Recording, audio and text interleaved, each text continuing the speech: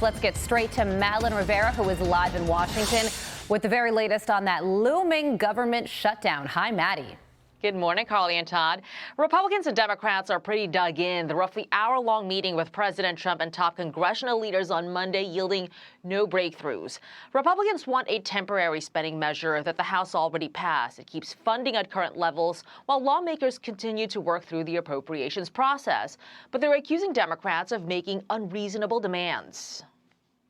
The original thing they did with this negotiation, it was a $1.5 trillion spending package, basically saying to the American people, we want to give massive amounts of money, hundreds of billions of dollars to illegal aliens for their health care, while Americans are struggling to pay their health care bills. Every single thing that they accuse about being broken about American health care is policy the Democrats have supported for the past decade. Democrats are arguing against the assertions that they're looking to sell health care for anyone but the American people. And one of the things they're calling for is an extension of the Obamacare subsidies, which expire at the end of the year. And without them, premium payments could go up for millions of Americans. Republicans control the House, Republicans control the Senate, and Donald Trump is the president. If the government shuts down, it's because Republicans have decided to shut the government down and hurt the American people. To Jeffrey's point, Republicans do control the Senate, but a government spending bill needs 60 votes to pass the upper chamber, so it's going to need Democratic buy-in. The Senate is expected to vote again on the House-passed bill measure, or House-passed measure rather, this week to Republicans essentially holding Democrats' feet to the fire. Carly and Todd. We will be watching, and we know you will as well. Madeline Rivera live for us in Washington. Maddie, thank you. Vice President J.D. Vance not too optimistic that our government will stay open as that midnight shutdown looms. You will hear a lot from Senate Democrats, from House Democrats about the fact that American health care policy is broken. So if they want to talk about how to fix American health care policy, let's do it. And the fact that they refuse to do that shows how unreasonable their position is. I think we're headed to a shutdown because the Democrats won't do the right thing. I hope they change their mind. North Carolina Congressman Brad Knott joins me now. Congressman, let's make some breaking news potentially here. Do you have any information on any overnight developments? Are you hearing anything from your side of the aisle as to what could happen in the coming hours to avoid a shutdown? You know, when you have the most simple plan, it's the easiest plan to defend. We have a clean CR, which many of us were not too happy about, myself included. I would have rather have had some more cuts. I would have rather have taken a little bit more aggressive approach, but we compromised and we did a clean CR. Unfortunately, the Democrats are not taking that approach. They are being run by AOC. They're being run by the more radical factions of their party, and they are making extreme demands. And we on the Republican side just are not budging. And until they get back to, I would say, reasonable ground, there's really not a lot to discuss there. And Democrats are officially being run, to your point, by Senate Majority Leader Chuck Schumer. He says he is not willing to support a bill to avert the shutdown. Listen.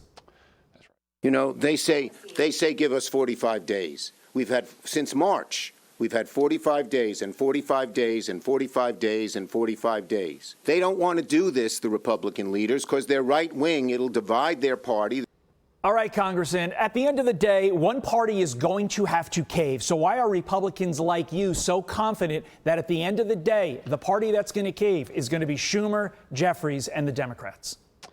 Well, look, the House leadership has been very clear. We are working through the appropriations process here. We are going through line by line, trying to build out a proposal. And what we did, it's a clean CR. It's a 20-page document. It is what the Democrats did almost 12.5 times when Joe Biden was president. It's the most reasonable. It's the most efficient. It's a compromise. What the Democrats are trying to do is hijack that process to put back into the federal book of business health care for illegals, transgender surgeries for minors abroad, giving PBS and other liberal news outlets taxpayer dollars.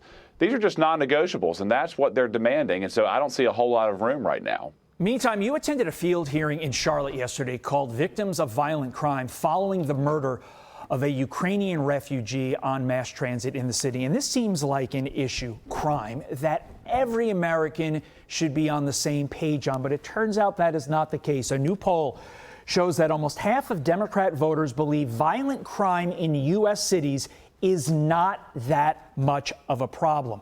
So, Congressman, how can you solve the crime problem when the Democrats barely acknowledge that it exists?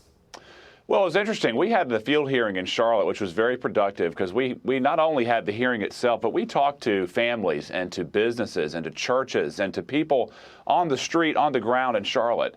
And they're all concerned. They are all concerned. Downtown Charlotte has had an explosion in violent crime. People do not feel safe there.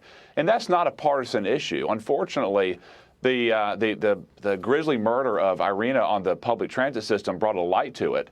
But the Democratic Party has a stronghold on Charlotte, and their policies are not making those citizens safer, and we put the light on that yesterday. Congressman Brad Knott, thank you for shining a light on that. You also have about 18 hours and 24 minutes to fund the government. You and a bunch of other individuals there in Congress. We'll see if ultimately it happens. Thank you for your time getting up with us early. I'm Steve Doocy. I'm Brian Kilmeade. And I'm Ainsley Earhart. And click here to subscribe to the Fox News YouTube page to catch our hottest interviews and most compelling analysis.